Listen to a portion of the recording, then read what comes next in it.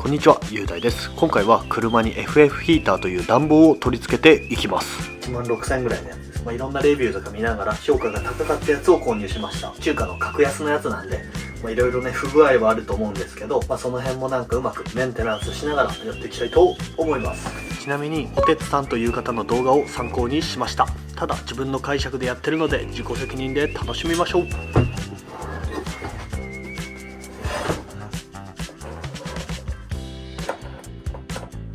中華のものなので説明書とかも日本語はないですが、やることは意外とシンプルです。とりあえず今は FF ヒーターを乗せる土台を作っております。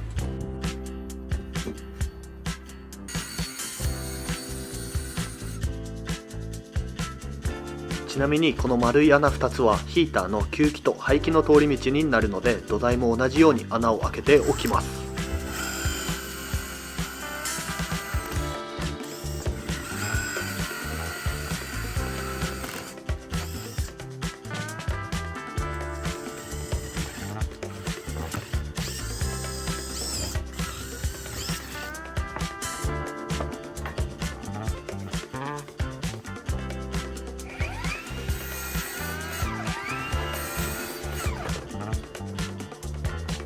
では早速土台と FF ヒーターを固定していきます。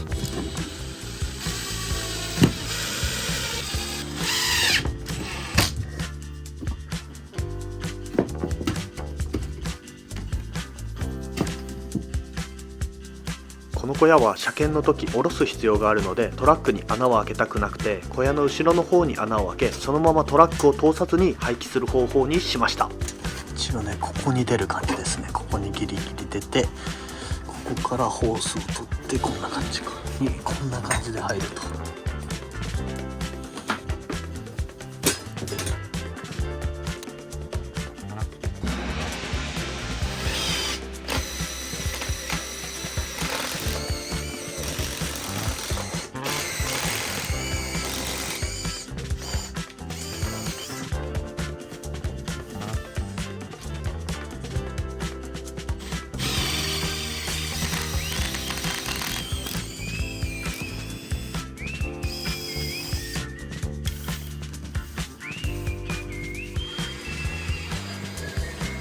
固定バンドやボルトなど全部付属しているので、基本的には追加で買う必要はありません。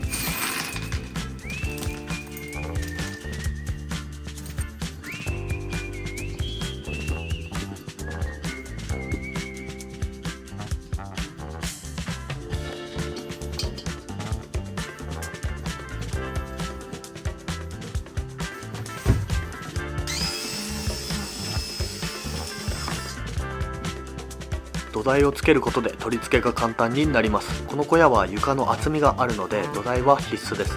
車に直接つける場合は土台がなくても大丈夫ですが、車に開ける穴を最小限にしたい場合は土台を作ることをお勧めします。こういった細かい作り方とかは後日川瀬のんびり部屋チャンネルで公開するので、そちらの方もチャンネル登録お願いします。FF ヒーターは灯油で動くので、灯油が通るチューブも付属品で付いてるのですが、接続部分につけるこの黒いやつが漏れたりすることもあると噂で聞いたので、ホームセンターで対油チューブを買ってきました。で、付属品の固定バンドをチューブに通しておいて FF ヒーターに固定する形です。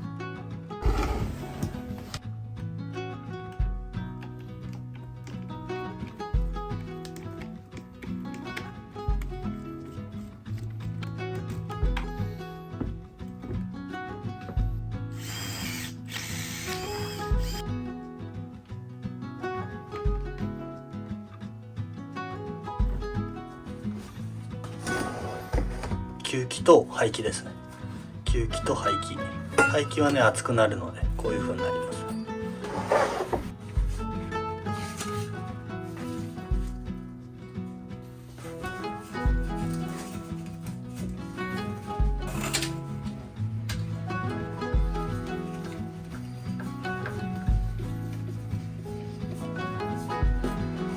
次が排気ですね。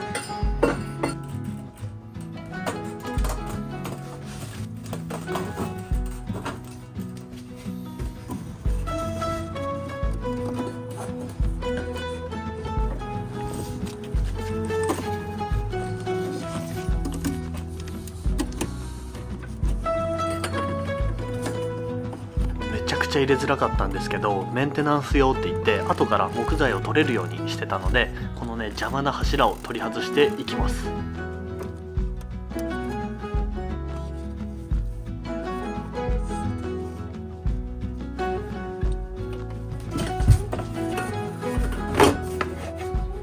排気管は熱くなるので耐熱バンドを巻いておきます。耐熱バンドは素手で触るとねめちゃめちゃチクチクするらしいので気をつけます。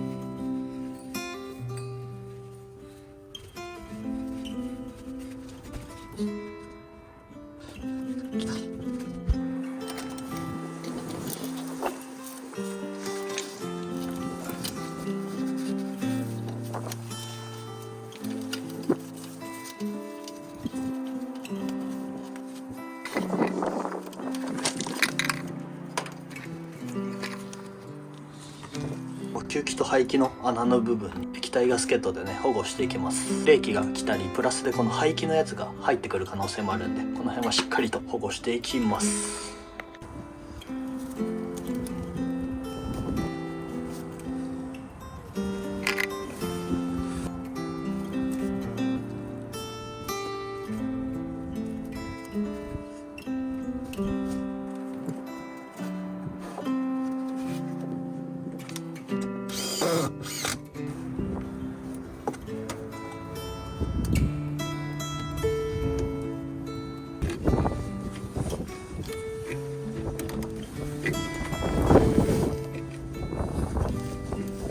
配線も難しいようで意外とシンプルでした。コントロールパネル、ポンプ、FF ヒーターとつなげるだけです。この接続部分がカチッとはまるところにカチッとはめるだけなんです。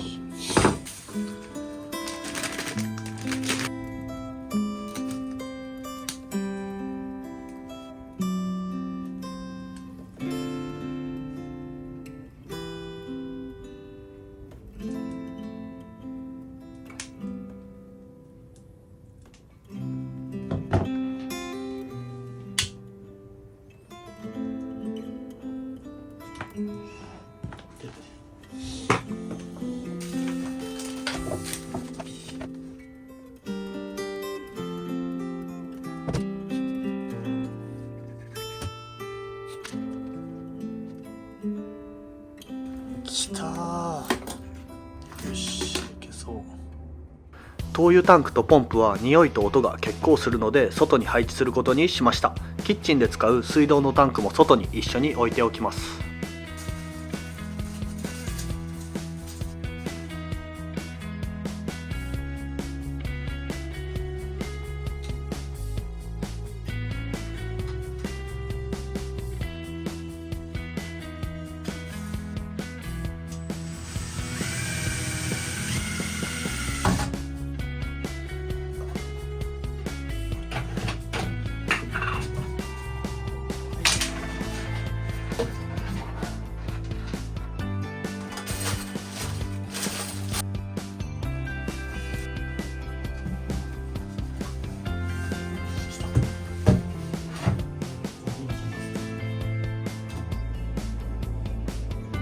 めんどくさそうなことしてますが、ただここにこいつを通す。なんかもう出てきた。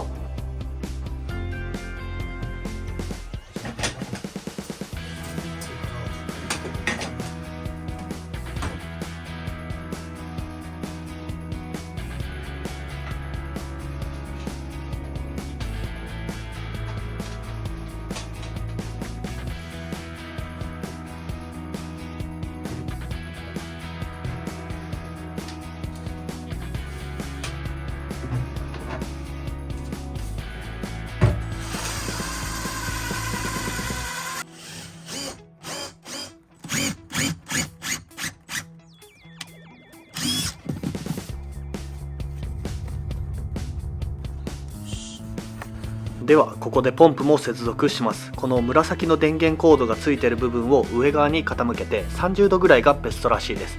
こいつがね結構音がするので、後々しっかり板とかで隠したりする予定です。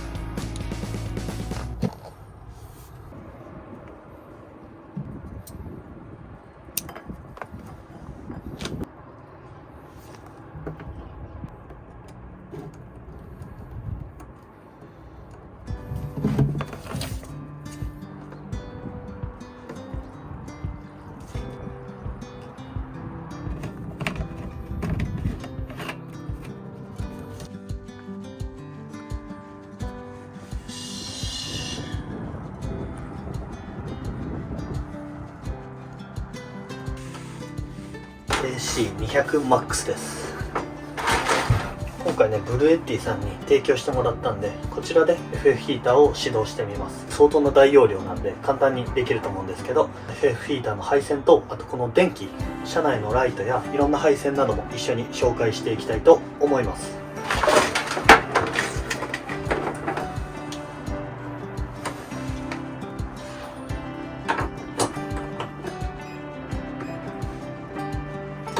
お、来た。ついてる。操作方法は OK ボタンと下ボタンを押すとポンプ操作ができるので、そこで上ボタンを押すとエア抜きができます。ネット情報なので正しい操作か分かりませんが、しっかりと動かすことができました。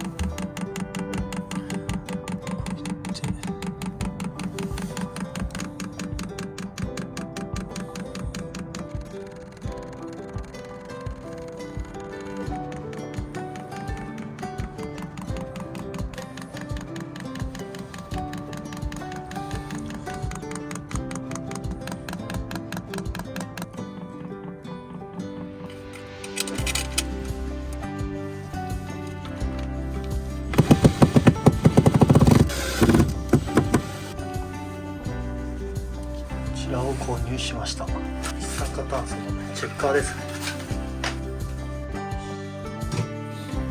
でもエア抜きは終わってるんで、早速ね暖房をつけていきます。とりあえず今冷風が出てますね。外の方も確認してみます。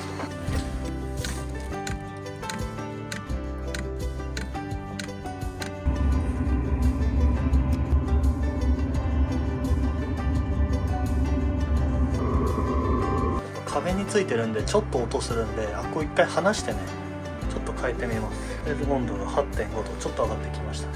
めっちゃ暖房。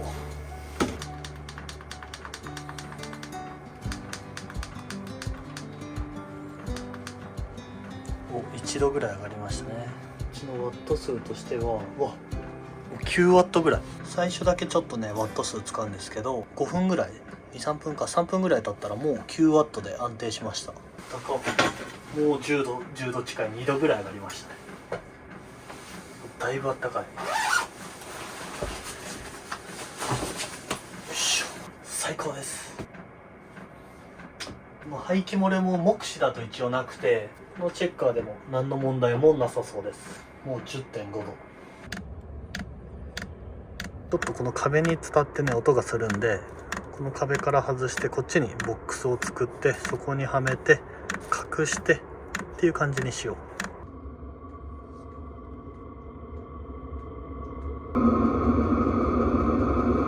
チェッカーも問題なさそうなんで窓も閉める。めちゃくちゃあったかいねこれ。早っ、もうすぐ12度。もしかしたらここにちょっとね排気の空気が溜まることもあるんで、ここから延長してこの辺に出して、ここから出るようにしよう。マックスにしたらね、なんか24度ぐらいになりましたね。だいぶ温度の設定上げてたんで、今から下げます。なんか最小にしても暑すぎるみたいなレビューもあったんですけど、軽バンとか普通の車よりは結構広いんで、なんかちょうどいいぐらいになる感じですね。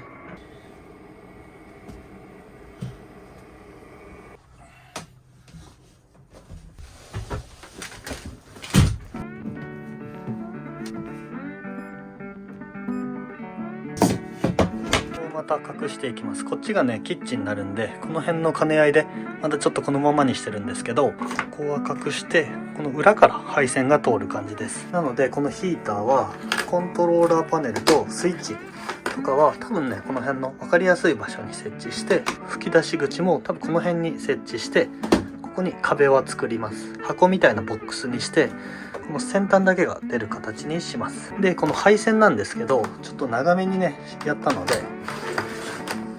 このように裏から通って、キッチンのこの裏を通って下から行って、この下から通る感じにします。ここですね、ここに挿すと。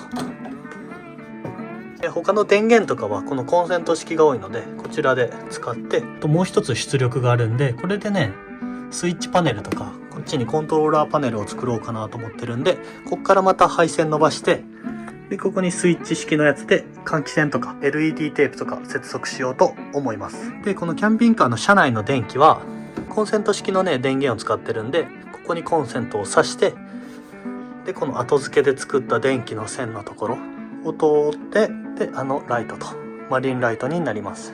マリンライトのスイッチがこれですね。でもう一個のね一番の主の電源が、ここにスイッチがあります。この暖色もいいんですけど、やっぱこのライトの方もね明るいので、夜とかはこの2つつけるとちょうどいい色合いな感じになります。だいたいメインではこのマリンライト、暖色のマリンライトを使ってます。でこのもう一つのコンセントが、ここに電気の線を作って、電気の線で通してる場所ですね。ここにあります。キャンピングカーの電気はこんな感じですね。であとはここから延長コードをずーっとこっちから通して、こっち側に延長のコンセントが1つついてます。これもここからずーっとコードを通って先ほどの AC200MAX につながってる形です。で一応 AC200MAX は拡張もできるんで、もしかしたらここの1段後ろの方も収納になってるんで、もし拡張するときはそっち側に接続しようかなと思ってます。でもね安い買い物じゃなくて高いので、当分ここに設置して使っていこうと思います。では別で AC200MAX について詳しく解説します。最後までご視聴ありがとうございます。この AC200MAX は 2048Wh の超大容量ポータブル電源です。コンセントでも USB でも充電が可能です。どのくらいねこれが大容量かというと、携帯だとフル充電を125回、ノートパソコンだと26回以上フル充電ができます。なので家電とかをあまり使わないっていう方は数日間ねポータブル電源で賄えます。 1000W とか電気をよく使う電子レンジとかも2時間近く使えるので、車内に家電を置いたりすることも可能です。自分はこの電子レンジとかはすごい悩んでるんですけど、冷蔵庫とかあと FF ヒーターとか家電が増えてきたんですけど、想像以上にこのポータブル電源が大容量なんで、電子レンジも置こうかなと思ってきてます。 AC200P っていうのがあるんですけど、この AC200MAX と一番の違う点は拡張できるというね点です。 AC200MAX は拡張電源みたいなのがあって、それをね接続すると MAX8122Wh になります。もうね車中泊の電源とかの域は超えてて、ここまで来ると普通に生活ができます。なので今 AC200P を買おうかなと思ってる方は、今後拡張する可能性もあるので AC200MAX がおすすめです。拡張なんかしないよって思う方もいると思うんですけど、きっとね拡張したくなると思うので AC200MAX の方がいいと思います。こういうね拡張電源も安い買い物ではないんですけど、今後長期旅とかすると思うので、一回車中泊で生活してみて検討していきたいと思います。ポータブル電源は本当車内が一気に快適になるので、一つは持っておいた方がいいです。 FF ヒーターの方もね小屋がしっかり温まったので、近々車中泊旅に行きたいと思います。最後までご視聴ありがとうございました。